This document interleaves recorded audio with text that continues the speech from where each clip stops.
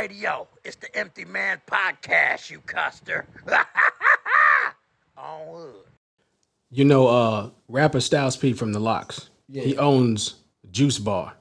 You know, he's all about his health now, right? Wow. See, we don't hear that about rappers. Right, but not too long ago, he gives service members, if you police, paramedics, nurses, whatever, you get free smoothies. So you mean to tell me he actually gives free smoothies to police officers? Yes, and niggas found that out and were furious.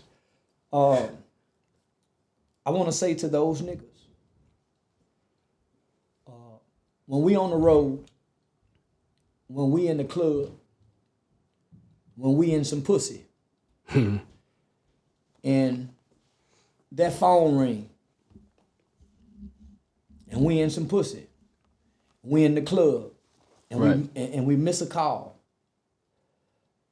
We never know if that's a call of distress from a family member. Right. Who may need some help. Mm-hmm. If your family is in trouble, who do you want them to call? If your mother's house is being broken into, and most of our mothers don't have guns. Most of our mothers don't know self-defense tactics. Most of our mothers don't know how to cock guns. Most of our mothers don't even know how to handle a gun. Mm-hmm. So if our mothers are in trouble, who do we want them to call? Most of us don't answer our mother's call when she called the first time because we say, oh shit, man, what mama want now? Who do we want our children to call? If my daughter is at home with her mother and her mother boyfriend is jumping on her, do I want my daughter to call me? Or do I want her to call the police? Somebody help me understand this concept of our natural anti-sentiments and hate for the police when most niggas have never even been treated by the police. And let me just say this. I don't know no innocent niggas in jail. I don't know one nigga who was ever wrongly arrested for something that they didn't do and was in jail and stayed in jail. Now, I know there's some innocent people in jail. I'm not finna discredit that. Every nigga I know in life went to jail was supposed to go to jail. Mm-hmm. Fuck you mad at the police for doing their job. Is the police mad at you for selling dope? No. When the police come arrest you for killing Leroy, when he put them handcuffs on your ass, he ain't mad at you for killing that nigga you grew up with. He just doing his job. When you come out that motherfucking police car and they take you into that jail, put their gun in that slot, you go through them doors, and as they doing your paperwork, you getting booked in. Them jailers ain't done a motherfucking thing for you, nigga, to come in there tripping with them jailers. They at work. Them jailers didn't come get you. You was brought to their job, and they got to do their job. Why street niggas mad at police for doing their job? It's always been like that. The concept is make that motherfucker do his job. So why you mad, homie? These people aren't mad at you for choosing the life of being a criminal. They just doing their job. Niggas done took getting arrested by the police personal. If you run from the police, I was always taught, if you run from the police, you got an ass whooping coming. When they catch you, they go kick your ass, nigga.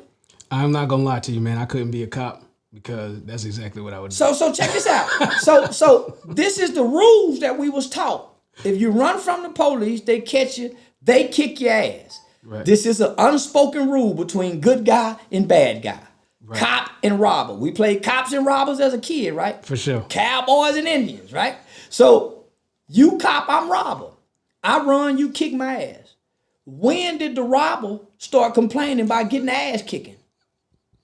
This what came with running. You're a fool, man. Because in the process of me running, I threw my dope. Right. That dope will go give me a felony. In the process of me running, I threw my gun. Another felony. So when they finally catch me, I'm so far away from the shit I'm throwing, I'm willing to take this ass whooping because I don't want this time. Yeah. It's a fair exchange. But these niggas, All of us have come off mama's porch, homie. All of us have left out of our mother's house playing street with no street training. Right. We learning the rules as we go along. So when the police catch us, everybody looking at you saying, you know the rules. I don't know the rules. I just been out here trying to bleach street. And we expect our children and guys who wasn't raised in the streets to uphold the criminal codes and ethics of the streets when they was never even taught it in the beginning. Right. Most of us come from mothers' homes. Ain't nobody raised us to be street, nigga. The hood don't have no manuals, nigga, to give you no code and no ethics and no constitutions to follow as a young person trying to go on this journey or endeavor into the criminal elements of our society. It ain't no training for that. You learn as you bump your head. And most niggas bump their head with some telling to soothe the pain. With some telling? Homie, you can't have all this spotlight and light on you and get in trouble and think you not go tell. That go for 21 Savage, Boosie, T.I. You cannot have this motherfucking spotlight on you and all this influence of power and you ain't gonna tell them white folks some information they want to know so you can stay out here with it. And we got you down bad. We got you down bad, nigga. You can go out there and talk tough to your fans. You don't talk like that to us when we close them doors. Right. And you go tell us what we need to know to get back out there to your fans, motherfucker. Or you disappear. What is it, Tip?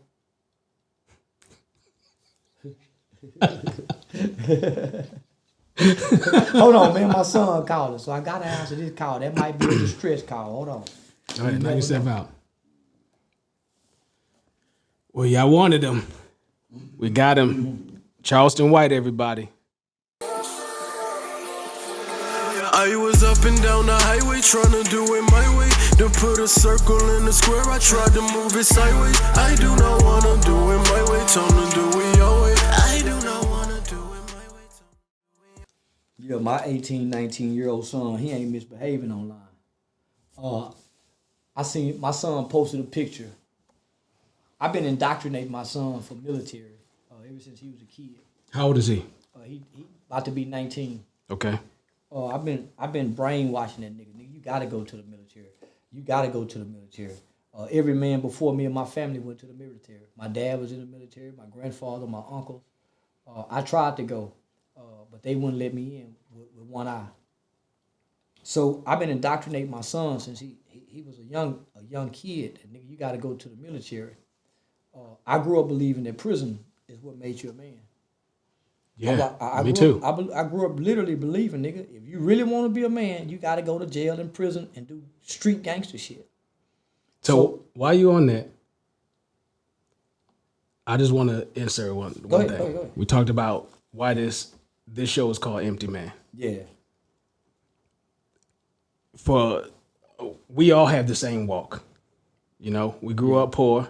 We grew up in the same hoods, you know, regardless of where you at, they all one in the same, right? Yeah. I was tricked out of my dreams by black men, older black men. I felt like I could not have a camaraderie with other black men unless I was committing crimes. Well, you can't, homie, because it's like a status symbol, right? Right. It's some people say, man, I own 12 businesses. I'm married. I got my kids. I just sent my kids off to college. Well, in our arena, you got a nigga that can make you seem irrelevant or make your accomplishments, your successes, seem as if they can't compare to his 20 years in prison. Right. Our children will pick him because masculinity says you have to be able to make it in prison. Right. So first thing, if we was at the bar, I got my suit on with my white friends, and it's a nigga down there with his gang buddies. Our masculinity and our validity, what validates us as a man, will be challenged because he'll say, "Shit, you couldn't have made it in prison." Or check my paperwork. Google me. You couldn't have made it in prison. I Right. walked the yard. So we have this concept that our masculinity has to be tied to our ability to have gone through crime, have been raised poor. Oh, I got it out the mud. That's Right. nothing to be proud of. Yeah. Ain't nobody ever helped me. That ain't nothing to be proud of. I was out on my own when I was 15. That's nothing to be proud of. Well, wait a second. While you're on that point, then shouldn't we give King a pass? Because We don't It's- give wrong behavior no pass. This is what my mother said. okay, Children have to be taught what's right. They automatically know how to do wrong. I'm not talking about just from the influence of his household. I'm talking about his environment. Nah. Because is in our community, and I know this from my own family. He didn't relation- grow up poor. Right, but that they look down like you something weak, like you less than because you didn't grow up dusty and broke. I would say that, but I have a 19-year-old son. You see what I'm saying? It's not like I don't have an 18, 19-year-old. Okay,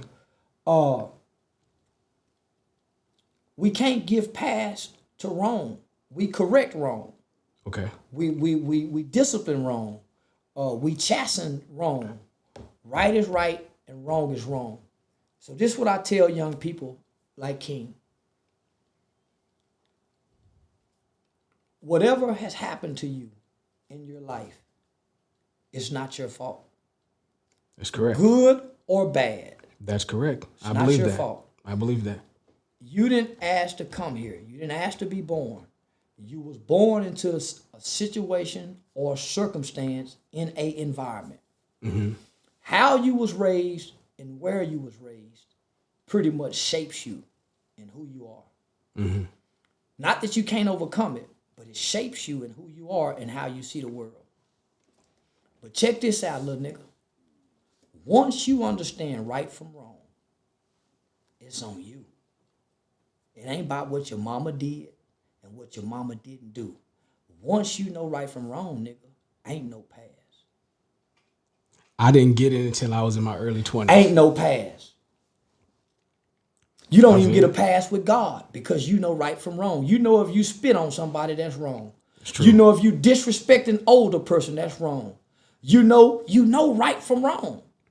It's an innate ability in you that says this is right and this is wrong. If not, you're a demonic sick person. And I don't see that. Children aren't born bad.